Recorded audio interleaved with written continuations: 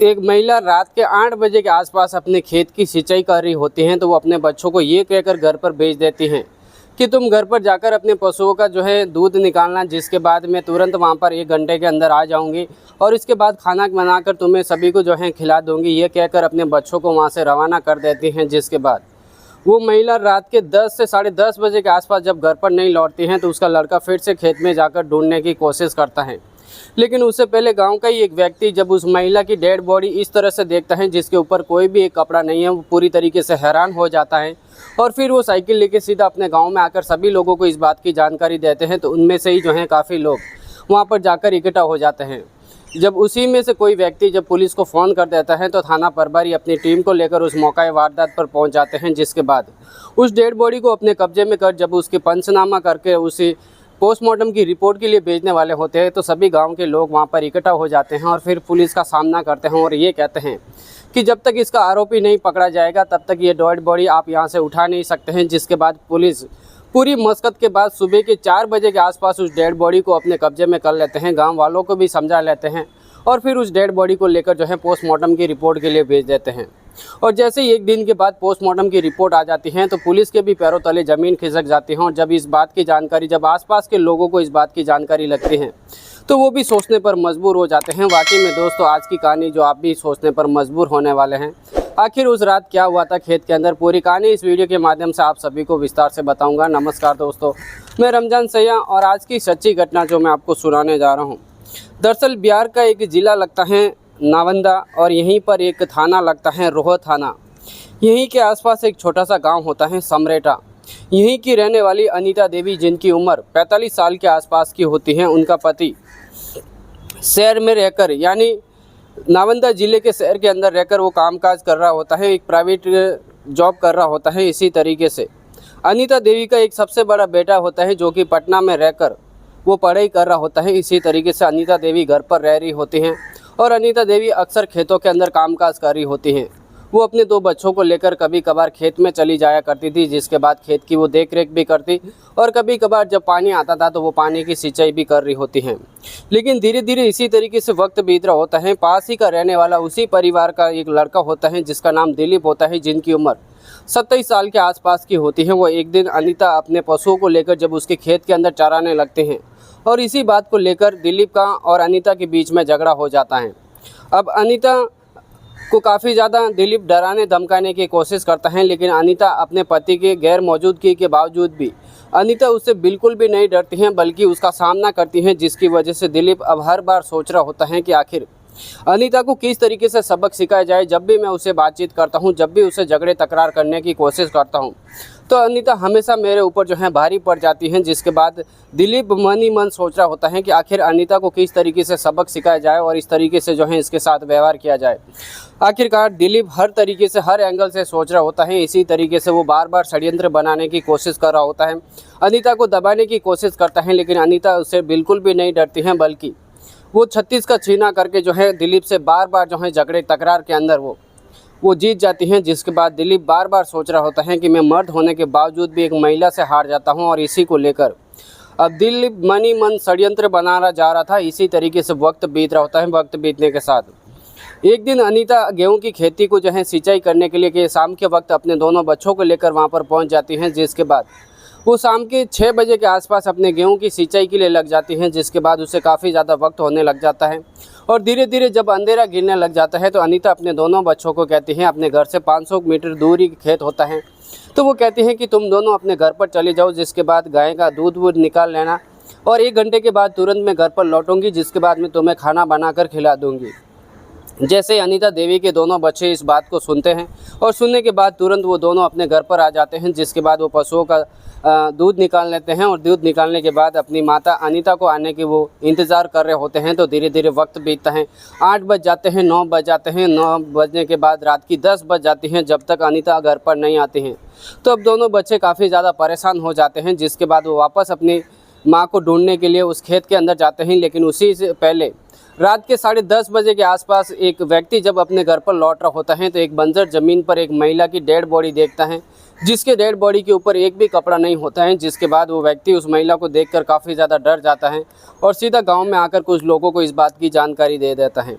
जैसे ये लोग इस बात को सुनते हैं तो सुनने के बाद तुरंत उस डेड बॉडी के पास चले जाते हैं, जिसके बाद कई लोग वहाँ पर जाकर इकट्ठा हो जाते हैं। उन्हीं में से एक व्यक्ति नज़दीकी थाने के अंदर फ़ोन कर देता है, जिसके बाद थाना प्रभारी रोह थाना के जो थाना प्रभारी होते हैं वो अपनी टीम को लेकर उस मौका वारदात पर रात के 11 बजे के आसपास पहुंच जाते हैं। जिसके बाद उस डेड बॉडी को जो है देखने के बाद तुरंत वो सोचने लग जाते हैं कि इस डेड बॉडी के साथ कोई न कोई ऐसी वारदात हुई है, यानी इसके साथ कोई रेप जैसी घटना भी हो सकती है, क्योंकि इनके बदन पर एक भी कपड़ा नहीं होता है। फिर पुलिस जब इस केस की जांच पड़ताल में लग जाती है, उस डेड बॉडी को पंचनामा करके उसके पोस्टमार्टम रिपोर्ट के लिए भेजने की कोशिश करते हैं, तो गांव के लोग सभी जो हैं पुलिस का घेरा डाल देते हैं। और घेरा डालने के बाद जो है पुलिस के साथ नोकझोंक करने लग जाते हैं। वो कहते हैं कि जब तक इसके आरोपी पकड़े नहीं जाते हैं तब तक इस डेड बॉडी को यहाँ से उठाकर आप लेके नहीं जा सकते हैं।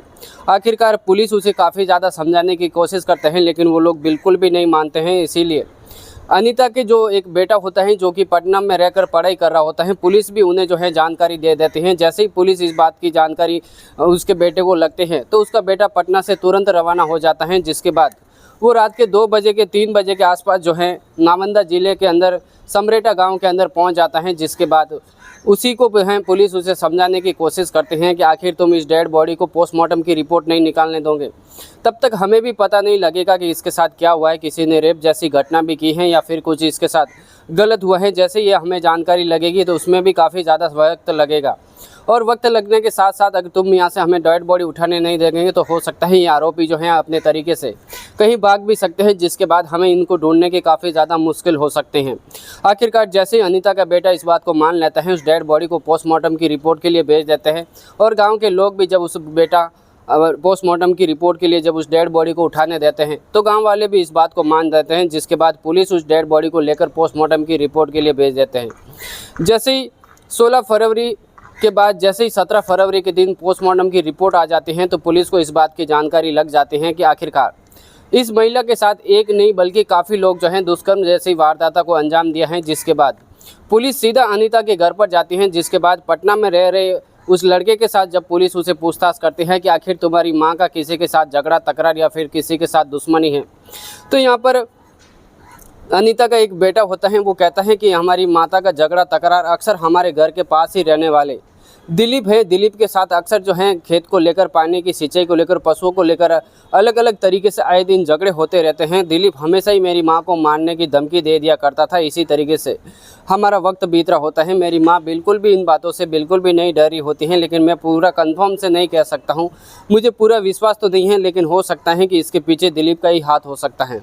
आखिरकार पुलिस को जैसे इस बात की भनक लगती है तो पुलिस तुरंत जो है इस एक्शन में आ जाती हैं। जिसके बाद पुलिस को इस बात की जानकारी लग जाती है कि आखिरकार हमें जो है इस केस के काफ़ी ज़्यादा नज़दीक हैं, और दिलीप के जरिए जो है हमें बिल्कुल भी पता चल जाएगा कि आखिर इनके साथ दुष्कर्म करने वाले व्यक्ति कौन होते हैं।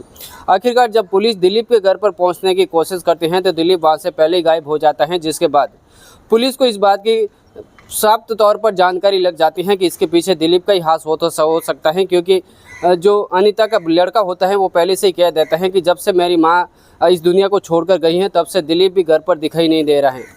पुलिस उसे तुरंत ढूंढने की कोशिश करते हैं, एक अपनी टीम गठित करते हैं। टीम गठित करने के बाद मुखबिरों को भी लगा देती हैं। जिसके बाद शाम होते होते ही जो है दिलीप को गिरफ्तार करने के लिए पहुंच जाती हैं। जिसके बाद दिलीप के साथ एक नहीं बल्कि 2 व्यक्ति होते हैं, जो कि एक गांव का राम स्वरूप नाम का व्यक्ति होता है, उनके साथ एक नाबालिग लड़का भी होता है। जैसे ही पुलिस उनको गिरफ्तार करने की कोशिश करते हैं तो दिलीप और उनके साथी जो 2 होते हैं वो भागने की कोशिश करते हैं, तो पुलिस उनको किसी तरीके से गिरफ्तार कर लेती है।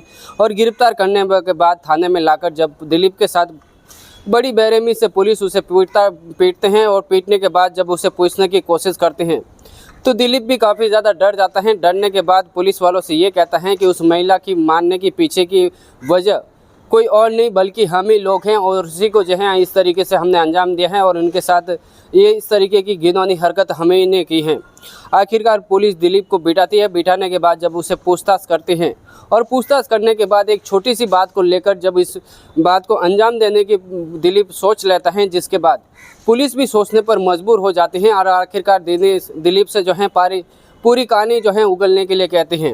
आखिरकार दिलीप अपनी कहानी सुनाने के लिए तैयार हो जाता है, और दिलीप कहता है कि अनीता हमारे घर के पड़ोस में रहने वाली हमारे परिवार की होती हैं, उनकी उम्र 45 साल के आसपास की होती है।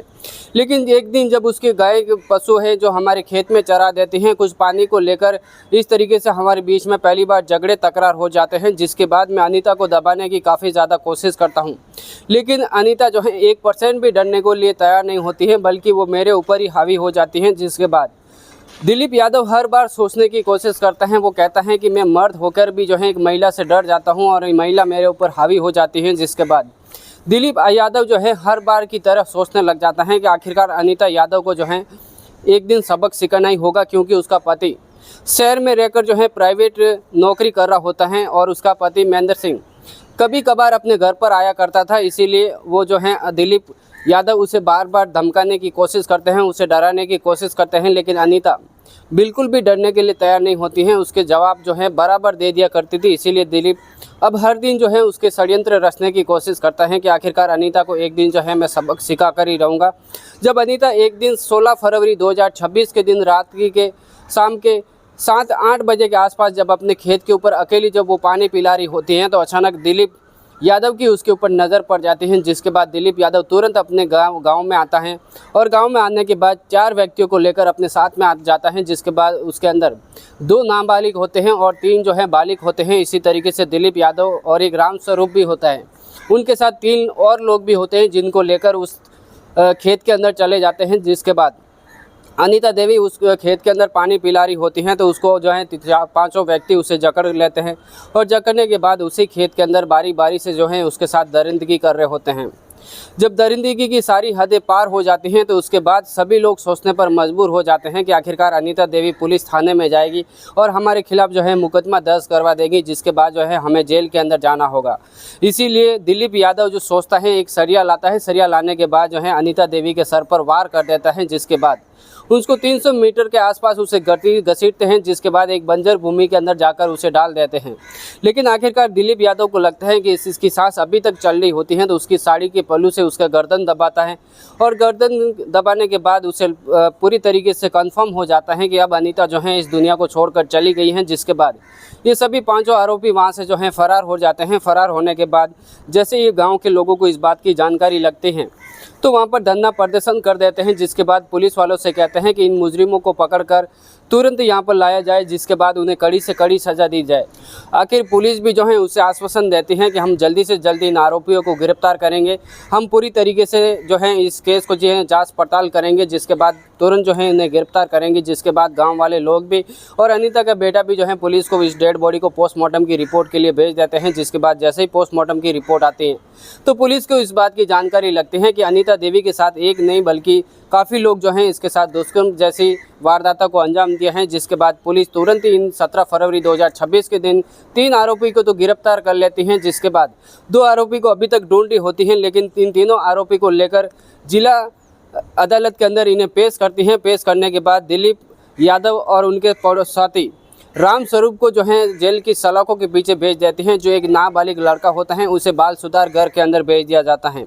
आखिरकार इसके बावजूद भी जो है गांव के लोग काफ़ी लोग सोच रहे होते हैं इस बात को, बार बार इसी तरीके से बातचीत कर रहे होते हैं कि इनकी गलती आखिरकार जो है दिलीप यादव की है, तो कुछ लोग कहते हैं रामस्वरूप की है। आप अपनी राय ज़रूर से देना कि आखिरकार गलती किसकी है। इस कहानी को सुनाने का मकसद हमें किसी को ठेस पहुँचाना नहीं, किसी को तकलीफ पहुँचाना नहीं, बल्कि आप जहाँ भी रहते हैं अपने परिवार को सेफ रखिए और सुरक्षित रहिए। इसी तरह की क्राइम की कहानियाँ हर रोज़ सुनना चाहते हैं, देखना चाहते हैं, तो इस वीडियो को लाइक और चैनल को सब्सक्राइब करना बिल्कुल भी मत भूलना। चलते हैं कमेंट्स की ओर। तो आदित्य तिलेकर मुंबई महाराष्ट्र से हमारी वीडियो देखते हैं। हेमलता पाकीजूर छत्तीसगढ़ से हमारी वीडियो देखते हैं। महावीर चेंबूर मुंबई महाराष्ट्र से। जन्ना संडे कांकेर छत्तीसगढ़ से हमारी वीडियो देखते हैं। आप सभी को है तहे दिल से धन्यवाद। मिलते हैं आपसे इसी तरीके की सच्ची क्राइम की कहानी के साथ। जय हिंद, जय जवान।